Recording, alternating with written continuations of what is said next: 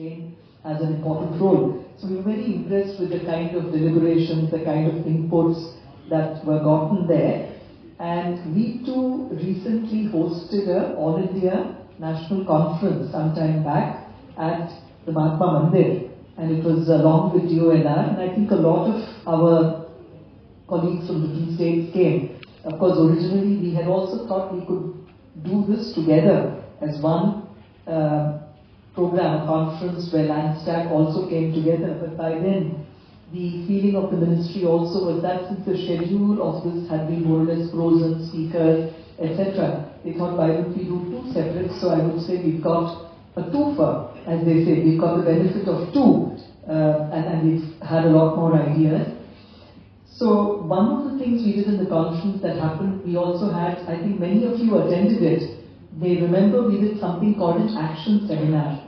So we actually, while the conference was there, but there were also these action seminars where on a white wall, we took up about 11 areas of problems or challenges which is pan-India. Perhaps some of them, this is a global thing as well, and then how can we deal with it? Why are these problems there? What are the challenges? And we had actually, in the last conference, not just got the leaders of land revenue, but I think the change was we got teams with, right from the Patwari, the deputy Tehsildar. So we wanted all the key people in the chain of decision making to be present, because oftentimes people, they know where the shoe pinches, and the person who's at the cutting edge or at the place where the tire touches the ground has greater insights into it. So that was also very good, and I'm very glad to say that based on all the inputs and suggestions that came in, we were able to sift it based on the dimension of time. What is the time that each of these actions would take, immediate, medium term and long term. Also on the dimension of resources. What is it that's a zero resource initiative? Many of them do not require money. It can be done straight away with, a change in the GR or something of that kind. Or what is it that requires medium resources and something that requires more? And the third dimension that we did was in terms of legal intervention. Here too, there are many things which do not need a change in the Act, change in the rules, or even a decision that needs to go right up to Cabinet. Many things can be finalized at the level of the Additional Chief Secretary or even below. So with this, very interestingly, when we totaled up the things that can be done in zero time, zero resources, and with zero legal things, we found, and this is that it's like the Pareto thing, these 20 things can make an 80% impact. And our team has gone ahead, the timing was perfect. We have the new items for the next financial year getting ready. So we've put in a lot of these that came out, because normally when you plan for the budget of the next year, it's just some inspiration or intuition that some of us sitting at the helm feel. It may be valid, it may not be very valid, but then it's always a good idea to get a pulse of what is it that people across the state and people across the country also feel, what is it that others have done better in other places and what can we learn from it. So drawing that further, I want to request Sanand sir and your entire team, Pranav as well, that make as an outcome of this, of the ILDC too, if there are any specific suggestions for intervention that need budget, or like we said, even if it's actions that don't need it, if you can list it out, I think we will be quite open to understanding it and seeing how we can adopt or adapt some of those suggestions. Coming back to some of the things that Gujarat has done in recent times, અહીંયા ઘણી બધી બહેનો ગુજરાતથી આવી છે. ક્યાં છે બહેનો બધી આપણી? મેં ત્યાં આવતાની સાથે સાંભળ્યું, બધા ગુજરાતીમાં વાત કરતા હતા, નહીં? તમે પણ which organization you represent? કઈ સંસ્થા? આનંદીમાંથી. અચ્છા, આનંદીમાં વર્ષો પહેલા હમણાં સેજલબેન મળ્યા. વર્ષો પહેલા ત્યાં જાહ્નવીબેન, જાહ્નવી અંધારિયાબેન હતા. I used to be the collector of Panchmahals or Godhra long back. So it was very good to see Sejal as soon as I got off from the car. So it's good to see તમને બધાને જોઈને ખૂબ આનંદ આવ્યો. To So in recent times, Gujarat has done a lot of reforms, particularly in 3-4 areas. One of them relates to tenure. Whatever was the new tenure lands, except in city areas, Shahri Vistar Sivai, all of them have been, we have taken up a drive to convert it all to old tenure. And I must say that most districts have completed this 100%. Let us also use these 2.5 days which is left now to connect and to dream together. And also to make sure that the dreams that we see together are rooted in justice, equity and care for the earth that sustains us all. Before I close, I would like to extend our heartfelt gratitude to those who have made ILDC possible. This year we have 75 partners, along with a lot of other partners who are contributing by organizing the sessions and also being the panelists in the session. Along with the traditional partners, a special thank to our platinum sponsors, GMCC and Ganesh Housing Corporation Limited, and our silver sponsor, Softtech. We are also grateful and for the invaluable support by the support from the government departments, the Department of Land Resources, Ministry of Housing and Urban Affairs, Ministry of Panchayati Raj, Survey of India, Government of Himachal Pradesh, Revenue Department, Government of Gujarat, University of Delhi and Yeshda. Thank you so much for your trust, your collaboration and your commitment to advancing land governance in India. Welcome again to all of you for the 9th year of ILDC 2025. May this be another year of learning, collaboration and courage. With this, I would like to invite Urvi for presenting the videos of ILDC. Urvi, please.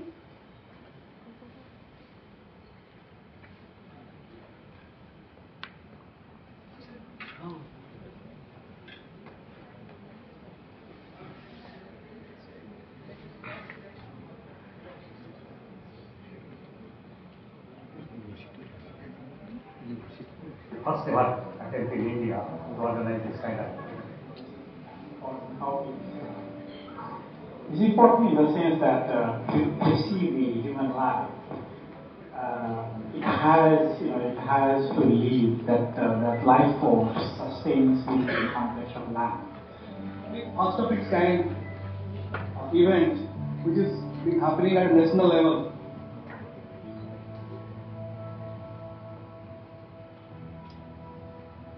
For 9 years, ILDC has served as a unique forum where actors working on land issues across sectors, disciplines and geographies converge in one place. It is a convening that connects the voices of tribal communities, women farmers and common land users with those of policymakers, development practitioners, researchers, urban planners, technologists and academia. There are several reality issues that often discussed at this conference. ILDC has always been a partner-led platform. No single organization sets the agenda. Sessions, speakers, and themes emerge organically from the stakeholders themselves. It is truly bottom-up. Over the past 9 years, ILDC has grown steadily, from its early editions into one of the most significant land-focused platforms in the global south. Each edition widens the circle, deepens the questions, and pushes the conversation toward more inclusive land governance.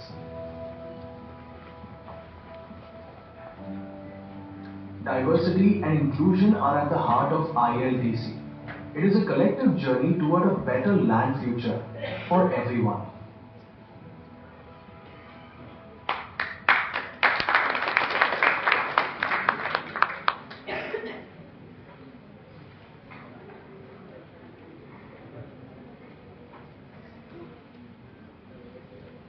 India is reshaping its energy market.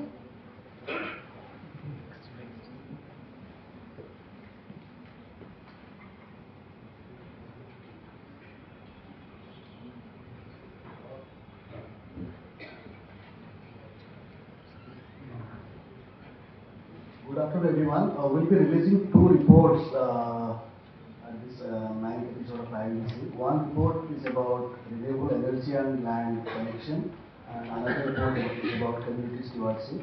There are two videos which will be summarizing those two reports, and I am requesting the director.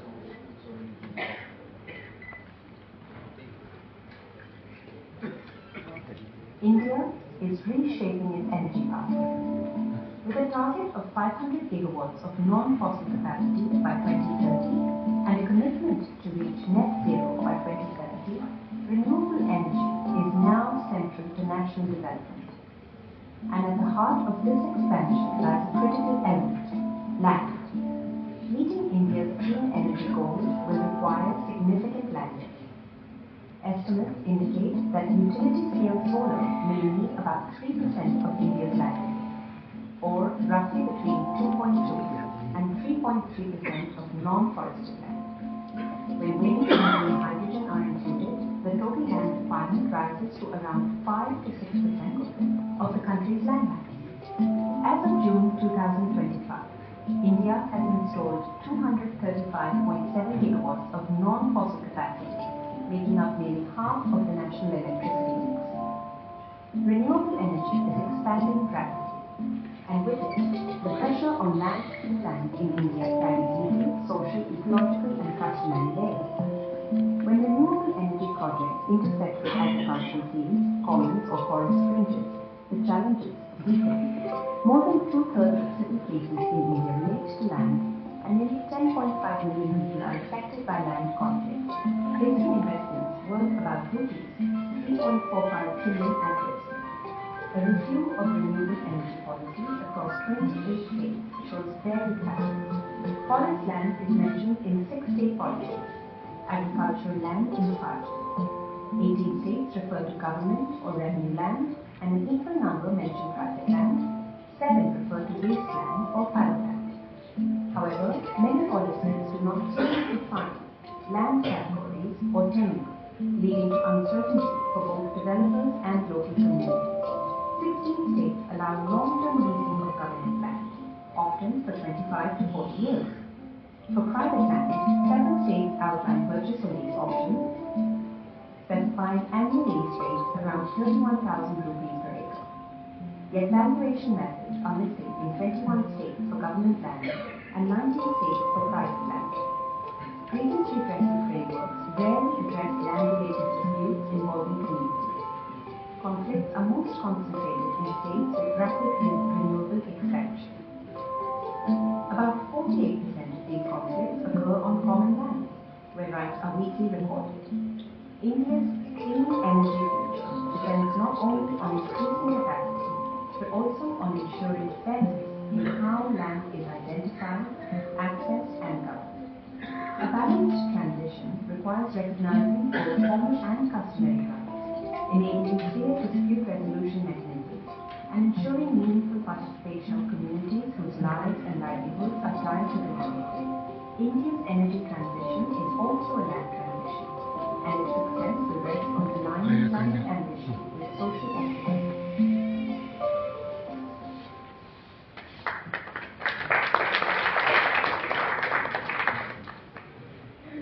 I request the Dais to please release that report, which is a review of the renewable energy policies in 28 states of India and how land is getting that.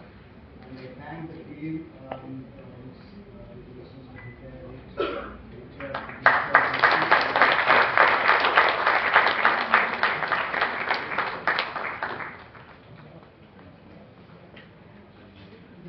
have another Small report to release, which is a combined work of Foundation for Ecological Security and Landstack in collaboration with CIPO, ICRAF, NJTVP, and many other partners.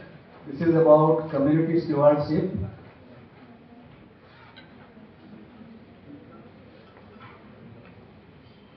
This is a toolkit book which Indigenous peoples and local communities, IPLCs, steward 50% of the planet's remaining intact forests, conserving 80% global biodiversity and 1/4 of terrestrial carbon, despite having rights recognition on only a fraction of this land. The Northeast accounts for 67% forest cover, far exceeding India's national average of 25%. It is also the only region in the country where indigenous communities have historically governed their forests, safeguarding ecosystems through deep-rooted customary practices. However, these narratives and knowledge systems often go unrecognized as intervention designers, including governments and NGOs, frequently approach these communities with preset solutions based on prevalent discourses and scientific knowledge. Landsat and Foundation for Ecological Security has been working towards building a body of evidence that establishes the crucial role of community-led conservation action. Towards achieving this, we have adopted a stewardship framework, which essentially provides the tools needed to appreciate and articulate the role of communities as generational custodians. Stewardship is about people taking care of their environment in ways that help both nature and their community. Experts and others say it rests on three things: an ethic of care, experiential knowledge, and the agency to take action. Building on this framework, we have developed a community stewardship assessment toolkit, which combines 8 qualitative and quantitative methods to appreciate, understand, and make visible the community stewardship action. It includes resource mapping, player economy mapping, knowledge mapping, transect walks, household surveys, and biodiversity and biomass surveys, among other tools, to allow for an in-depth understanding of community-led management. This participatory action research methodology is continuing to evolve through several iterations. This set of 7 qualitative tools is designed to explore the intricacies of forest stewardship practices within communities. By engaging members in participatory exercises, the tools help reveal how people care for, tend to, sustain and manage their forests. We check the forest's health by combining science with local wisdom. We use forest surveys to study plants and biomass, and we also walk through the forest with community members to look for their own indicators of forest well-being. The household survey helps us learn how households use and care for forest resources, using both numbers and conversations. For the last 2.5 years, we have deployed the Stewardship Assessment Toolkit in over 25 villages of the Central Indian Tribal Belt and the Northeast to understand how they care for manage their forests and commons. Going forward, we want to see how the toolkit can help in the co-creation of truly community-centric CFR management plans rooted in community-based knowledge and care. जब भी वो input आवाज चाहिए ना कहीं से, you can also join. ये वरना मेरा वाला यूज़ कर लो और मेरा माइक ऑन कर लो.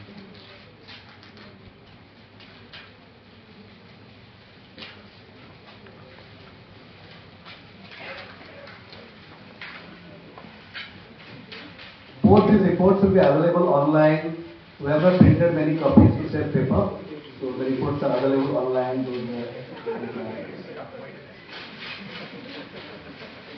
You want to write a report.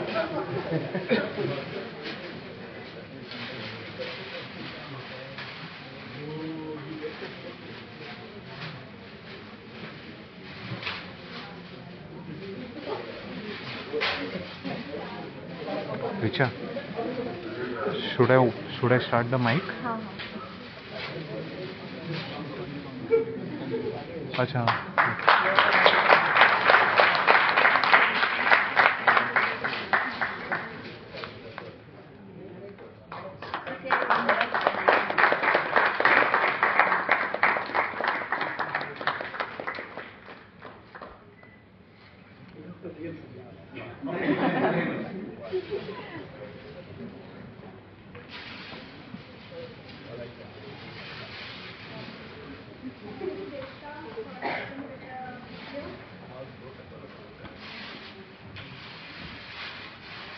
Thank you so much, and these look like a very powerful reports, so please do read it.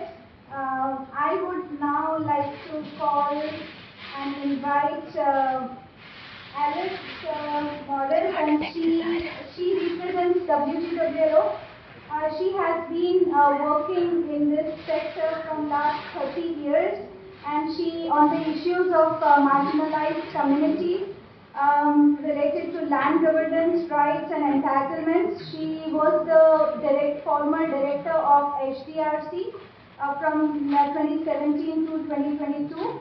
Currently, she is representing WGWLO. She is the co-chair of steering committee of ILDC Asia, and she is also the representative of women's land rights in the global spaces, representing the women constituencies in ILDC. Over to you.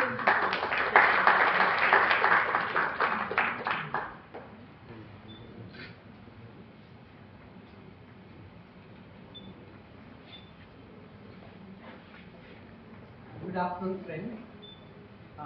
It's a tough task today because I have just 5 minutes and I represent 14 states, 1 Indian territory of Puducherry, 45 organizations, 37 panelists, more than 300 participants who gathered for powerful conversations on women, land and life.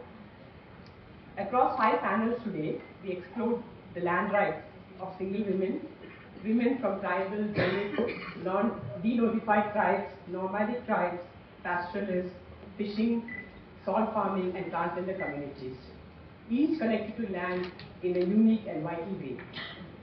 For the Dalit and the denotified tribes, land is like moving from landlessness to owning a productive resource that can bring them security, identity and dignity to their lives. There are structural barriers yet to access against land, but they have tried with their struggles to get their access to land. We listened to the story of how the Telangana struggle, the lessons learned from that was taken to UP, Uttar Pradesh, Gorakhpur, and where the women struggled, Dalit women struggled for 1 acre of land, which was finally given as part of an order from the government. We listened to the tribal women who said that land for them is an anchor.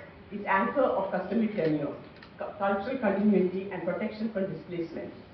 In many states, we listened to Adivasi women who said that they secured individual forest rights through the Forest Act, and this has strengthened their access to forest produce and given them a stable livelihood.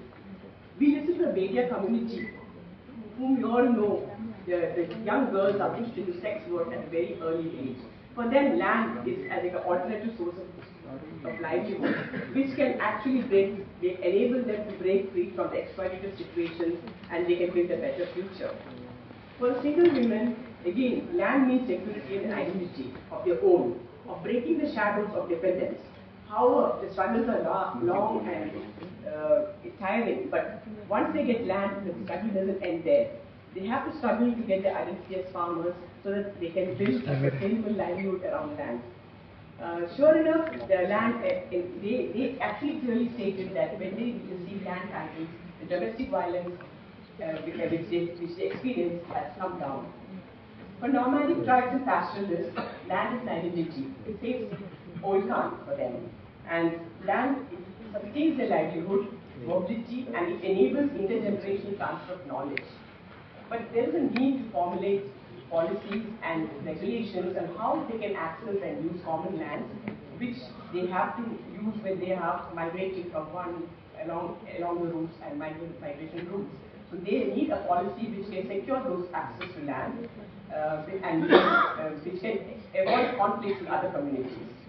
For women from fishing community and salt community, land is a livelihood, it's mobility, but it is also important that they get secure land titles and housing rights.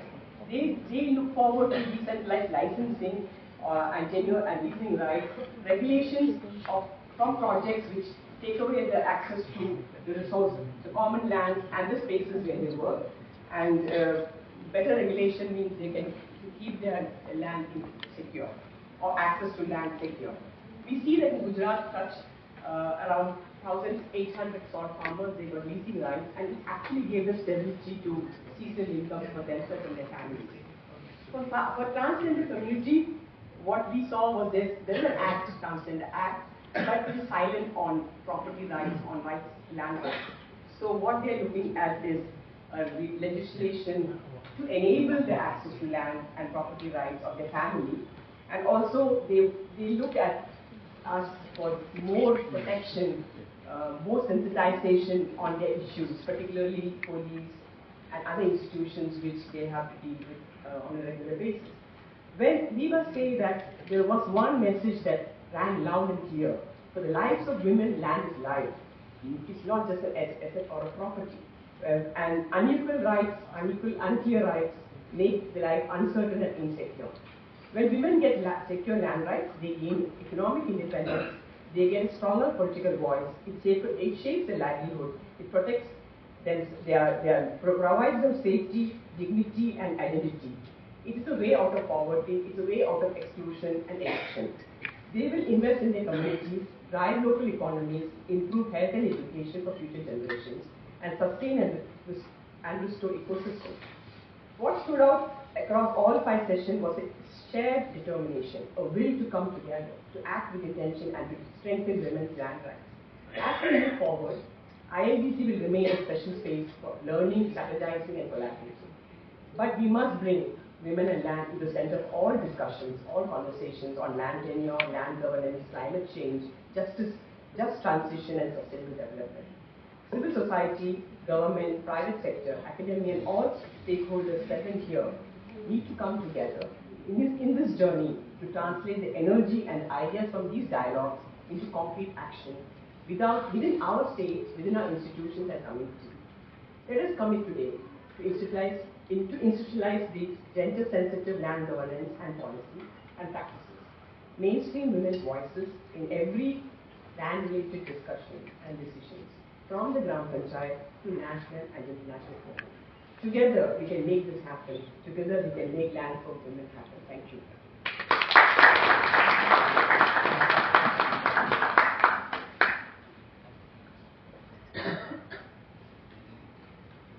Thank you so much, Alison. And as Alison mentioned, that this is not the starting, but at least we have began to think to take this women's land rights issues forward, not restricted to this ILDC. So and you would find more such sessions and dialogues moving forward. Not just during the next ILDC, will meet more often in between as well.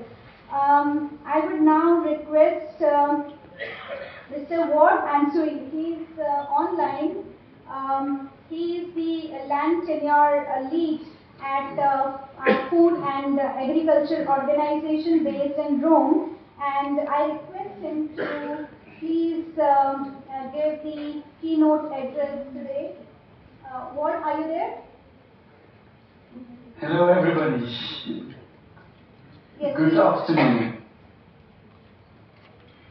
Yeah, good afternoon. Can you all hear me? Yes, very well. There is no sound system from this Okay, side. perfect.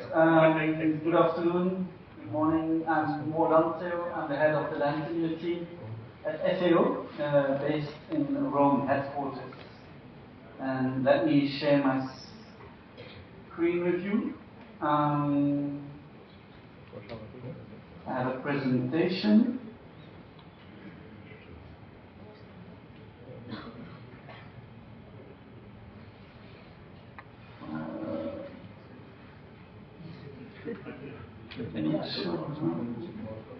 Okay,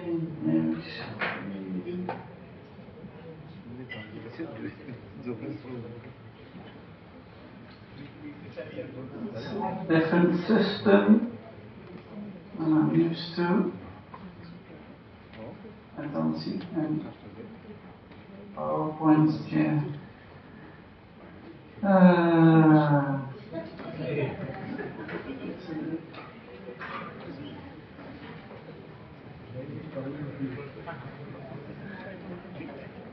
Just a minute, just trying to find the PowerPoint on the system. What's the heading? Here we go.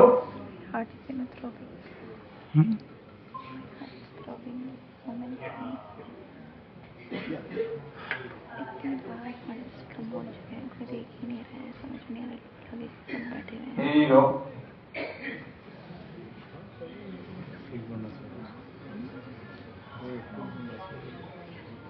Not? You want it? Perfect. So here you go. Good afternoon, everybody. As I said, I'm Roland Sew, and I'm the head of the Land Tenure team. I'm also the coordinator of the Global Land Observatory. And we are now at a point where we will launch its first report. So what I will be showing you here today. Sorry, what can you do? You want to please? What can you hear? Some preliminary results of this report. The report will come out in February at the ICARD conference that will be held on the 24th to 27th of February next year, early next year. And ICARD stands for the International Conference of Agrarian Change and Rural Development. So this will be a big event of all, certainly also an opportunity to show and launch this report. So why this report? First of all, because there is no global report on land. There's a report on nutrition, there's a report on rural development, there's a report on doing business. There is no report on land. Is it not showing?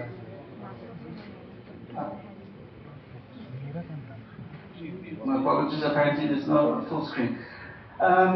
So we wanted to develop a report on land in order to cover that shortcoming, but we wanted to be a more inclusive process than some of the other UN reports. And therefore we implemented a fully consultative process in which we have a secretariat including FAO, the International Land Coalition, and CIROD, but also a technical reference group and an advisory group that are representative of a broad panel of actors at various levels. This started all in 2024, and as I showed here and I said, it will be launched in 2027. The result of that is that the report is based on a broad ecosystem of data. It gathers data from official sources, and nearly custodian of that are many of them as FAO and the UN, but brings also complementary data sources, everything that has been developed over the last 10 years.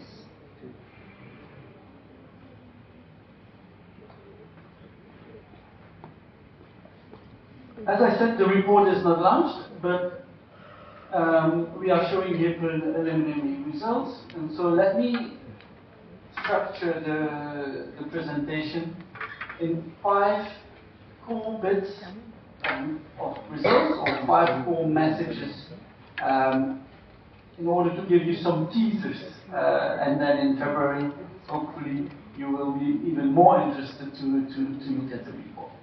So the first one, the first message is about the data itself, land data. So land tenure data and governance data.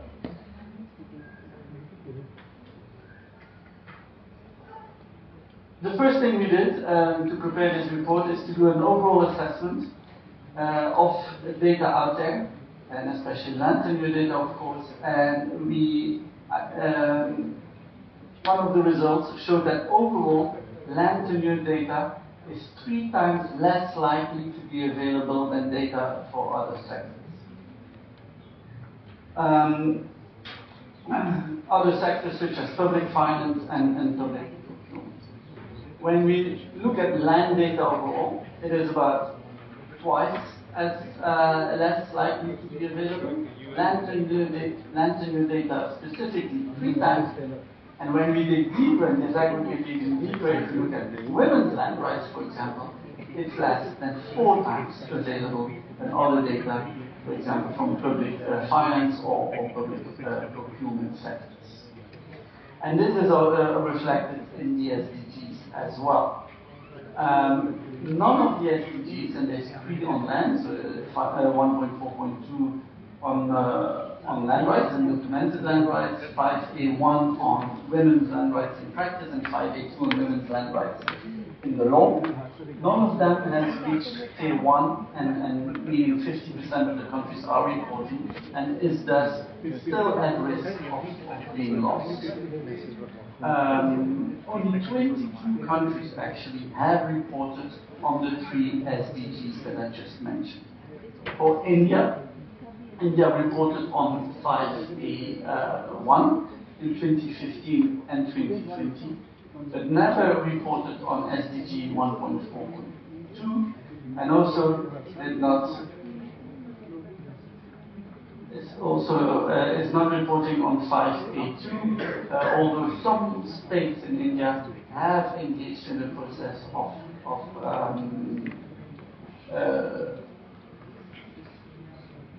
gathering the data.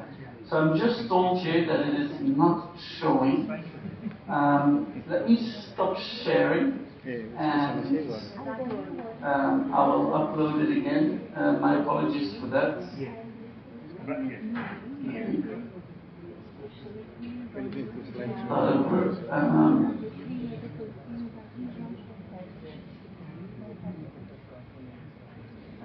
Apologies, sir.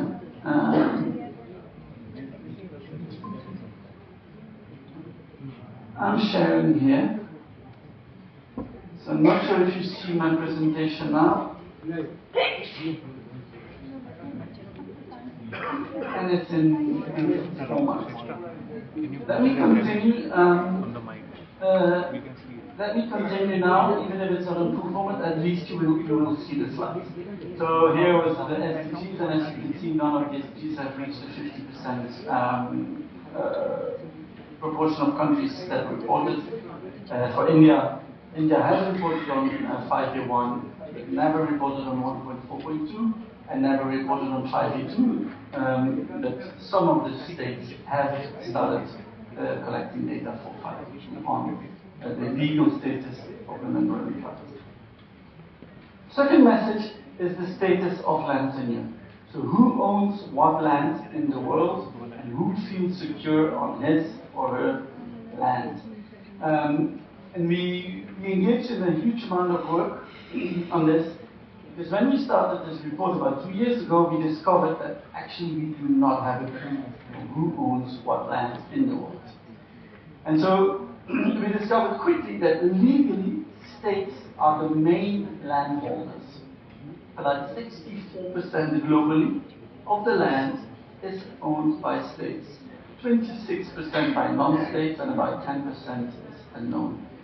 But when we look into practice, so we go beyond the law and see the land occupation and land control, the picture changes significantly. And here we have only 28% is public, 20% is private, but 42%, the biggest chunk, becomes customary land. And again, 10% is unknown. For India, the land distribution in India is very different, where we see a major chunk of land has been privatized compared to the huge amount of Kashmir land globally. So in India, 58% is non-state, 21% is state, and 21% reclassified as unknown, and is estimated to be a large share of undocumented state lands. So if you look into practice, it doesn't change too much, except for the state land, where it is considered to be unrecognized customary land, but designated for customary use. So the private is 57%, with about 1% of customary land being documented, and then the unrecognized customary land about 21%.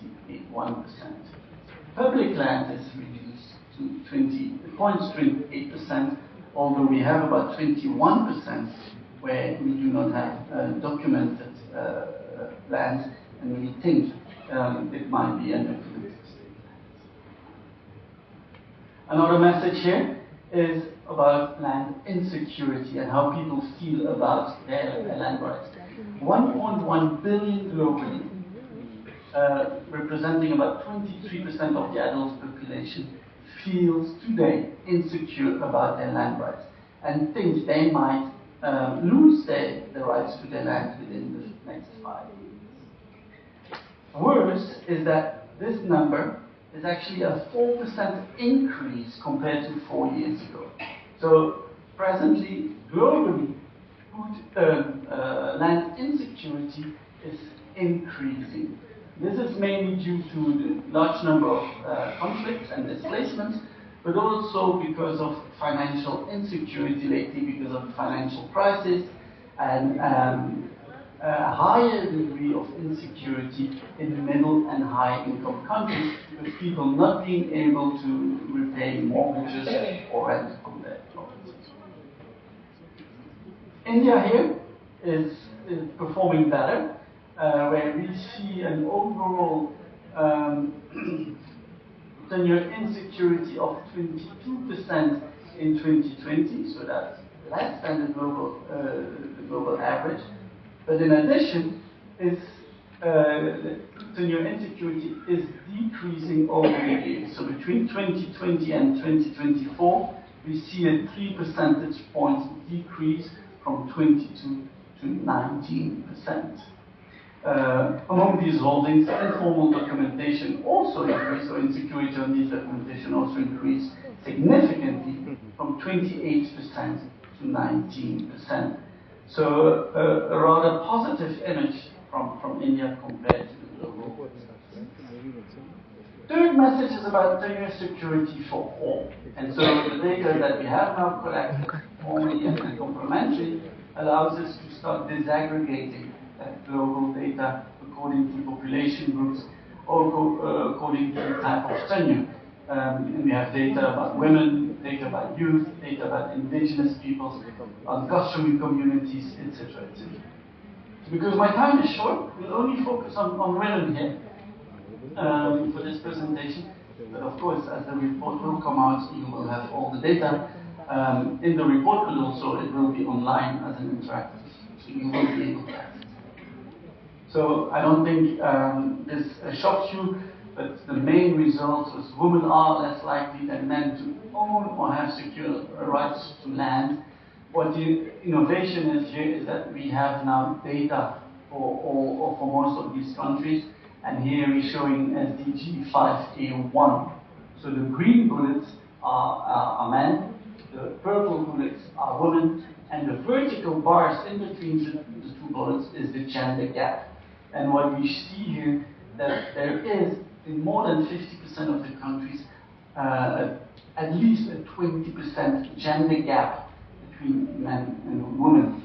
In India, for example, 57.4% of male agricultural population has ownership regarding and thus secure tenure rights, or considered secure tenure rights on their lands, but only 7.5% of female agricultural population has a similar ownership rights towards this, their land. And hence, the gender gap on land is quite significant in India, and this is based on 2020 data. What we can also show now is that, of course, with SDG 5B2 is the adoption of women's land rights in the law. And many countries' legal frameworks fall short of fully recognizing and protecting women's land rights. Among 19 countries reporting on SDG 5B2, about half of them, 49%, have adopted no or very limited legal measures aligned with the 5B2 policies. What I think is more important here is when we cross 5A2 and 5A1, meaning the legal and the practice, that's where countries do adopt legal provisions to protect women's land rights. Women's land rights in practice does not improve significantly, and that's the horizontal line you see in this graph, showing that the law is necessary, so integrating and adopting provisions for protecting women's land rights is necessary, but more needs to be done in the broader context, showing the embeddedness of women's land rights in customs and other practices for them to be improved. Fourthly, is now about the distribution of this land. Once we have information about the data and about the new rights distribution, we have now data as well on the trends in the land distribution and in its concentration. Globally, what we see is that the distribution of global agricultural land holding is deep and unequal. And if I have the global statistics right, the top 10% of largest landholders operate on average 56% of the agricultural lands globally. Meaning that 56% on average, it is an average between the countries. So the new insecurity between countries, when we take the average of this, we reach 56%. So the top 10% on average controls 56% of them. Now, if you take these statistics in aggregate terms, so if you take the land mass, so it's not an average between countries, so if you take the global land mass, so aggregating the land of each of the countries, then this concentration increases significantly. And what we've estimated here is that 10% of the largest landholders operate and control in aggregate terms, land mass based, 89% of all agricultural land. So a huge concentration of global land mass in the hands of the biggest 10%. In India seems to have a much more equal distribution, where the top 10% of largest landholders operate 31% of the agricultural land, while 40% only operate 13%. Still some concentration, but much less than.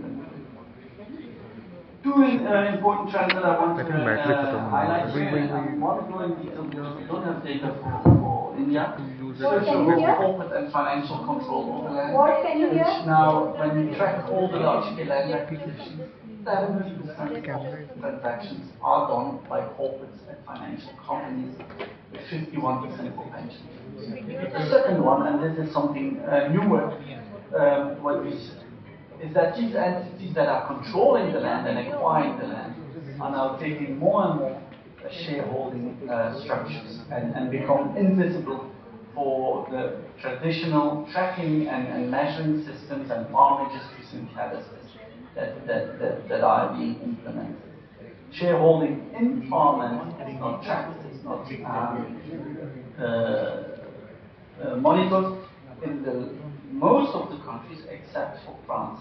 And here in France we have information through the SAFER system, which is the SAFER Observatory, which not only controls land transaction and land ownership, but also shareholding there. And there 42% of the farm entities are corporate and shareholding ones, and they control 67% of the national land. So this is not a minor phenomenon anymore, this is a main characteristic of present landholding now in countries like France, but we estimate it to be globally as well. And then lastly, just to finish my presentation, we can now also track progress on land governance. So 13 years after the adoption of the VGTs and other global frameworks, what has changed in the world? And we see that about 71% countries globally, about 36% engaged in land reform processes. In Africa, this reaches even almost 60%. So what does that mean, engaging in land reform? Obviously, there's different degrees and different ways of doing that, and we're trying to dig deeper into that. And that's where we see that progress has been made at the policy level, at national and regional level. But then when we dig deeper into that, into practice, that's where the challenges still lie. And the graph on the right shows that when you start looking into provision of human rights, or provision for responsible investment guidelines, or transparency and accountability, gender aspects, consultation aspects, these principles are not yet fully implemented. Only in 20%, plus or minus 20% of the countries they are, but in most of these countries, about 60% do not implement these principles fully.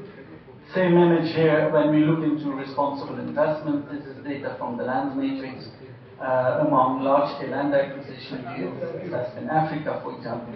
78% complied with fewer than half of the region's principles.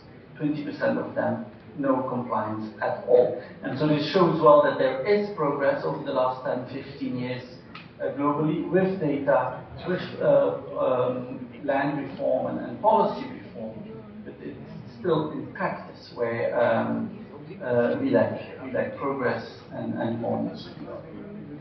As I've shown you, when we had results from India, I started to dig in deeper to give you, for this conference, some elements of India, but for many of the aspects, we don't have data from India yet, so I've remained global. Thank you very much, and continuation will be in the future. Thank you so much, Ward, and if someone can, write to him just expressing our thanks, and we are very sorry for this technical glitch. This is how we live, nah? This happens sometimes. So we are very sorry about it. There were some technical issues at their end and couldn't share, and the slides were not moving. So may I request all the guests to please come on the dais. And with that, may I invite Kashiben Kansaria on the stage, please, and to take over. She has been working from last 30 years in Dahod Panchmahal with Anandi, and she's a farmer, and she's working on the issues of women farmers for those years. She's also the regional representative of Makam from Gujarat. Kashiben. You would have the translated version of her speech, so please follow the translated version. She'll be speaking in Gujarati.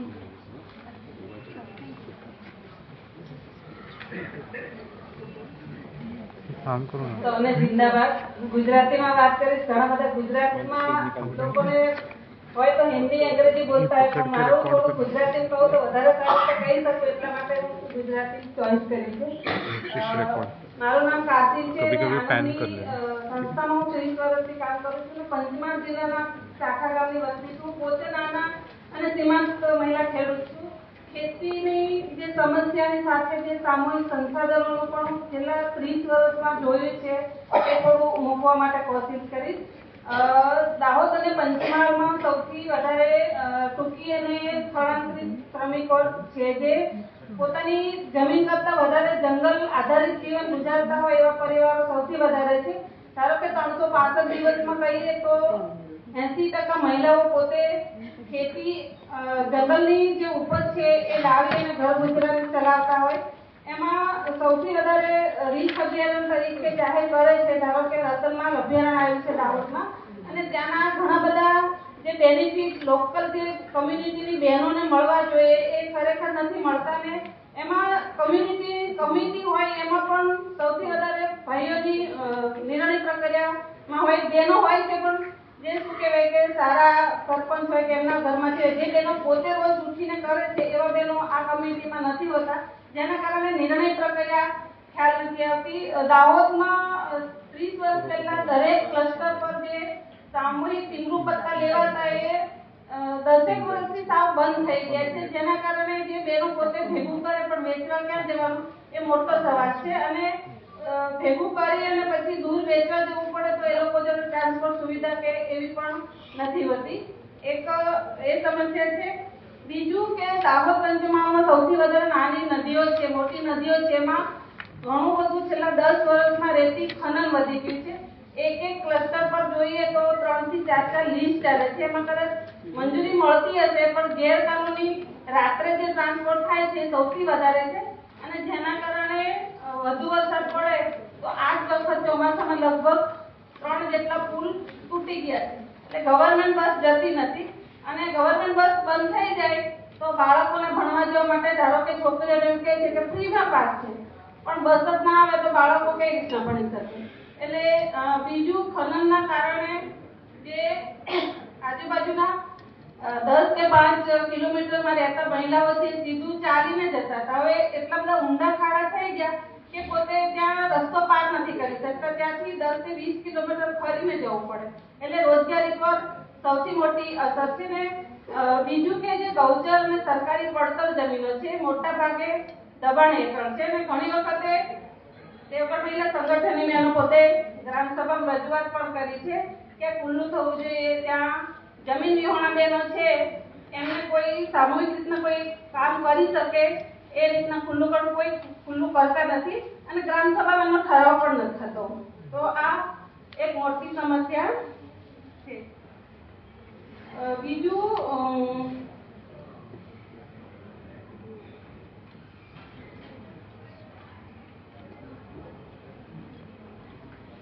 જંગલ જમીનમાં જે સામૂહિક દાવા કર્યા છે જે દરિયાન અને ગૌણ એકત્રીકરણ માટે મંજૂરી આપી છે પણ લોકો જોડે એવા એ શું કે પરિપત્ર નથી. ધારો કે કોઈ સામૂહિક દાવા કર્યા હોય તો પોતે સામૂહિક રીતના પણ કંઈક કરી શકે તો એ દાહોદ પંચમાં ક્યાંય નથી. ઘણું 2005 પછી લોકોએ કર્યા બી છે કે સત્તા મળે તો એમણે પોતે સામૂહિક રીતના શાકભાજી કે આવું પણ કરી શકે. કારણ કે 1 કે 2 વીઘુ જમીનથી વધારે કોઈ જમીન છે નહીં ખેડૂતો પાસે. સારી બાબત કહું તો કેટલાક ગામોમાં જે મવડાના ફૂલ વેણે છે અને ડોળી જે છે એ જંગલ ખાતામાંથી બહેનોને ફાળવણી કરી છે. એટલે સિઝનલ એ મવડા અને ડોળી વેણી અને વેચી શકે. પણ બીજું જે કહું તો જે માલ ભેગો કરે છે એ વીજ નિગમે ખરીદવું જોઈએ. એ ક્યાંય ખરીદાતું નથી. એટલે માર્કેટના ભાવ શું કે બહુ ઓછા મળે અને માર્કેટ પણ ખેડૂતોને સ્થાનિક નથી મળતું. જેના કારણે દંગા થયા 2002 પછી જે ક્લસ્ટર પર દુકાનો હતી એ સાવ બંધ થઈ ગઈ. જેના કારણે બહેનોને 15 થી 20 કિલોમીટર દૂર જવું પડે અને તરત વેચીને ધારો કે ઘર ચલાવવું હોય તો બહુ મોટી સમસ્યા છે. બસ આટલું જ કહીશ.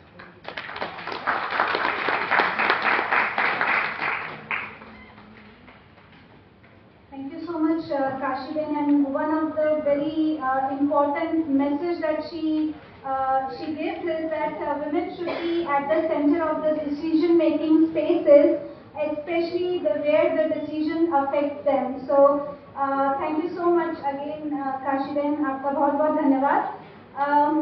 Now, moving forward, let me invite our guest of honor, Mr. R. Anand. Mr. R. Anand is the Additional Secretary, Department of Land Resources. He is one of the India's leading architects of digital land governance reforms. Okay, that much. And so over to you, sir, and thank you so much. Thank you very much. Good evening to you all. Thank you very much for this opportunity. I'll just maybe in 10 minutes I think that's the time allotted to me. I'll speak about what in DO, Department of Land Resources, we have been doing in the past, we are doing now, and what we are planning to do in terms of land reforms or improvements in land reforms. Now, in the past 15 years, we have been focusing primarily on computerization and digitalization of existing records. See, whatever records in whatever format it is there, in physical copy, paper copy, even maps which are available in cadastral map in the traditional way, we just ask them that you computerize, digitize it. And what was the purpose? You make it available to public to access the records without the need for visiting any government office. So primarily our focus was computerize, digitize all these records, make it available to people. Now those records should also be digitally signed and legally valid, so that for any of the transaction, public need not come and visit any of these offices. Now, has this been done? Yes, definitely. There has been great progress in the past 15 years. Out of nearly 38 to 40 crore record of rights which are available across the country, 99.5% has been computerized. And if you take cadastral maps, around 14 to 15 lakh cadastral maps are available, and another 4 crores of field measurement books are available, and nearly 97% of cadastral maps and 70% of the field measurement books have been digitized. Now, all these are available in many cases online for public, but Now, having done so much, are we satisfied that computerization and digitization is the end of it? No. We have shifted then our focus. Once we have achieved this much, maybe a small area is left. As I said, I never said 100%. There is still an area left. Primarily, some of these areas come because of non-cadastral areas, number one, and number two, because of traditional land record rights, especially in northeastern states, in the ILDC covered areas. Now, to cover that gap also, what we have done is we have engaged Tata Institute of Social Sciences for a study to work with the ADC areas, with all the 10 ADCs. Of course, we also had our rounds of meeting with the ADCs. We interacted with them directly in the past 2 years, and they have expressed their opinion that they are willing to come and digitize their land records. Now, but we don't want to affect their traditional rights. So we want to approach that issue with sensitivity. So we have engaged TXS to work with the ADC areas, ADC, their heads, the chieftains there, and come up with solution on what are the records available, how much of it can be computerized and digitized. And in the next 6 months, this will be submitting their report to us, and we will take that journey forward to make it 100%. Now, this is only about computerization and digitization process. Now, once this is over, so we have parallelly shifted our focus slightly and steadily, in fact, I will say, to improve the quality of the land records. Now, as most of you might have accessed the agricultural land records, the record of rights, that is the textual land records, are mostly up to date across the country, except in some very small areas. But if you say whether maps are also up to date, whether mutations are carried out in the maps, probably not in all states. So consequently, there is a big gap between the record of rights, the textual land records, and the cadastral maps. So what we are now doing is, DOLR is promoting all the states that please update your maps, either through a resurvey process or by carrying out the pending mutation and the future mutation in map parallelly when you are updating the textual land records. And we are also incentivizing states that if you achieve this, now you become eligible for resurvey. So we are incentivizing them to improve their quality of land records. And whatever is there in the map, whatever is there in the traditional, the textual ROR, they should also reflect the ground reality of ownership. So we are monitoring all this systematically, we are working with the states. We realize that this is a state subject and states have to do it. So the way we are going about this, we are engaging in constant dialogue and discussion with all the states across the country. And we are also incentivizing them, explaining to them that we will fund you for doing these improvements, and we will also incentivize you for improving the quality of land records. So this is the way we are going about in the past couple of years. Digitization, computerization having achieved significant progress, now this is the direction we are moving. And parallelly in the record of rights, we are also telling people that please update the Aadhaar number. Now why are we requesting them to authenticate, seal and authenticate the Aadhaar? Because then you will know that who are the actual owners, and any transaction in that land, the message can go to them because their mobile also we are now tracking that it is being seeded in the ROR. So an updated mobile and updated address, updated Aadhaar, it will show that who is the real owner, and if there is any transaction, messages go to them. And in some states, as I was explaining to others, panelists sometime earlier, that in some of the states they even send messages to everyone in the village if there is a transaction, even in any one land parcel. The idea being that no one should be befooled or defrauded. No fraudulent land transactions should happen. So to reduce that, we are doing these authentications, and I am happy to say that Aadhaar seeding and authentication has really progressed a lot in the past 10 years. Now initially, ACS Revenue, Gujarat government, Madam was also here, and she was also explaining about Ulpin. Now when we say about Ulpin, there are around 68 to 70 crore land parcels available in the country. And just 2 years back, before we started incentivizing, we had only around less than 9 crore of land parcels which had the Ulpin or BUA, the Unique Land Parcel Identification Number. Today, 36 crore land parcels are having Ulpin, just in 2 years' time. And so we are confident that in the next 1 or 2 years, all the land parcels will have unique number. Now, that's the advantage. So nobody can again do any fraudulent transaction. All these unique identification numbers are there to reduce fraudulent transactions in land. In between, we also did some of the initiatives like transliteration, like linking the land records with registration and with revenue code and also with civil codes. In fact, we are also engaged with the e-codes committee and we have started that process also. So we are trying to develop in a way and come to the main thing at the end of it, the relation to the land stack at the end of it. Before that, now to update the map, one of the things what I said was they could carry out the past mutations in the map also in addition to textual records.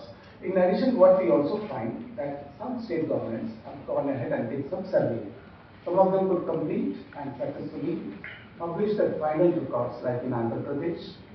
However, some of the states which initiated the survey process could not complete because it's a very difficult process. It requires a lot of commitment, it requires a political will, it requires a lot of ground staff to do, it requires a lot of time and energy.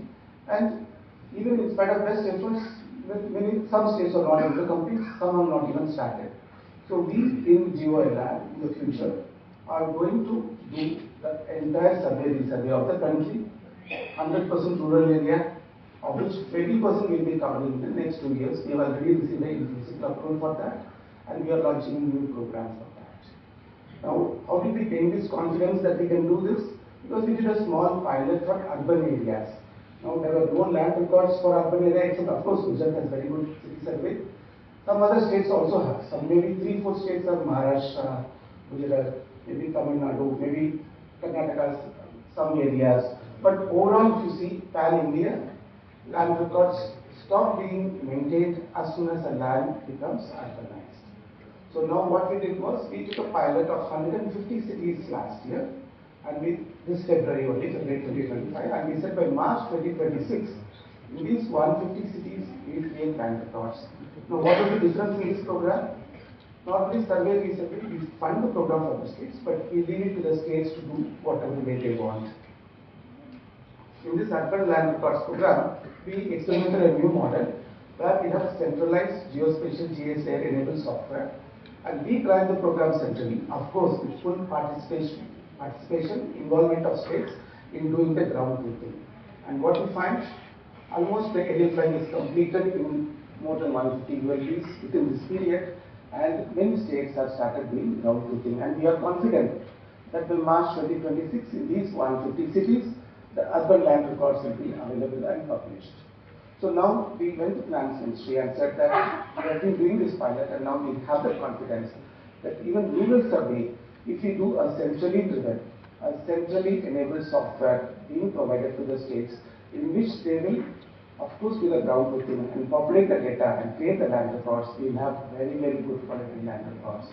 So that program has also received in-principle approval, and we are going ahead with that. And in the next 2 years, 20% of rural areas will be covered, and our plan was that over the next 10 years we will cover 100%. But then, when we went for the same principal approval, we were told in the next 5 years try to complete 100%. Funding is not a problem for this program. So we will probably try to push to that area. That is the future, how we are thinking of going ahead with both land records in terms of rural as well as urban. Now, we also handle another key area which is very crucial for all the property transactions, that is registration. So we also handle registration, and we are trying to link that registration layer. Of course, most states have computerized the registration process. You are able to book appointments online, you are able to pay the fees on the stamp duty online, the registration fee online. All those things are possible in most states now. However, what we are seeing is that the Registration Act 1908, which governs the entire registration process, does not enable or does not authenticate the transactions online. It is the states, through their amendments and through their rules, have made online transactions possible. So what we are now doing is we have brought a registration bill 2025. We have put it on the public domain also, invited comments from all stakeholders. We have received lots of comments. One of the main characteristics of that registration bill will be a completely online, end-to-end paperless solution which is possible. That will be an enablement. Of course, we leave it to the states, depending on their level of maturity, to adopt even presenceless or which stages to do online. Now, one more thing what we are doing here is, not only for online, we also say that today, as per the laws of the land, the sub-registrar office the sub-registered officer, he cannot verify whether the land belongs to the previous owner who is selling. As legally he cannot verify. Now we are creating an enablement in the Act saying that he should verify. So that whoever buys land, whoever buys a property, buys from the genuine person who actually owns it. Today people just sell to multiple people, and to land owned by me can be sold by her to him. All this is possible today. But in the law, we are saying that no, the ownership should be checked by the sub-registrar. This will be a great improvement over that. And we also had a very radical idea. Now, what we have said is, stamp duty is based on the value of the land. Registration is a service. Now, why charge based on the value of the land for a service? See, a property worth of 1 crore or a property worth of 100 crore, whether you do a transaction, the registration service providing is only you going there doing a registration. So why should it be based on value of the property? That actually stamp duty is being paid. So we said that let there be a registration fee, a flat fee, based on the cost of providing service rather than on the value of the land. So this is another new provision which we have brought in the bill, and most stakeholders have welcomed this, except 1 or 2 states which have given their opinion that it may affect their revenue. Most states have not even objected. So we are confident that this we can take to, and this will greatly help people. Now, one more thing also what we have said is sometimes there may be a delay in registration. 2 parties are staying abroad. So now there is a period that within 4 months they have to register. And if there is a delay, then the penalty can go up to 10 times of the registration fee. Now, as it is, registration fee is based on the value of the property. 10 times is too much. So now in the Act we are saying it cannot exceed more than double. And that is the maximum. It can be far less than that. Anyway, we are already reducing the fee. So penalty also will get reduced drastically. So we are also, why I am saying this registration is because property, land, transactions is not merely dependent on only the RORs. It also includes registration, it includes Transfer of Property Act, it includes the Stamp Act, and we are looking at it holistically so that finally the citizen is benefited with good quality land record, with fraudulent-free, worryless transaction. Now we are also thinking whether people staying abroad, if they want to buy land, is there a need to visit India? Can they buy from there? So those we are examining like how better to facilitate transactions in land. Because as most of you may know, because you are all working in the land area, more than 90% of our investment of Indians is in property, be it land or property. Other than gold or money, mutual fund, whatever we have, this is a major investment. So we have to take care that there is no fraudulent transaction here. So when we do the textual map, we have done the textual record, we have done the registration process. What we are also thinking is that we should integrate all other possible layers. And what we create through that is a land stack. So the ultimate concept what we are thinking that there should be a land stack, one single source of truth for all land records, with textual map forming the base layer. Now why we want it geospatially enabled? So that unless there is a geospatial enablement, you can show any property as your property and sell. Whereas today, based on the records, you cannot locate where the property is located. What we want to do is, we should make a geospatial layer available on the land record itself, and you should be able to locate any property on that map. So to that extent, we want to achieve. So textual map will form the base layer. Over that, we'll have the textual land records, which is the ownership name, his details. Over that, the land use, to what use it can be put, whether agriculture, non-agricultural. Over that, of course, the registration layer will come. Over that, the revenue codes, the civil codes, and then mortgages, tie up with banks, so that the mortgage process becomes easier. And over that, any other municipality or facilities, we can keep adding. But one single source of truth will be the land record, and to ensure that that is of good quality, that is what we are focusing on. Thank you very much for the opportunity.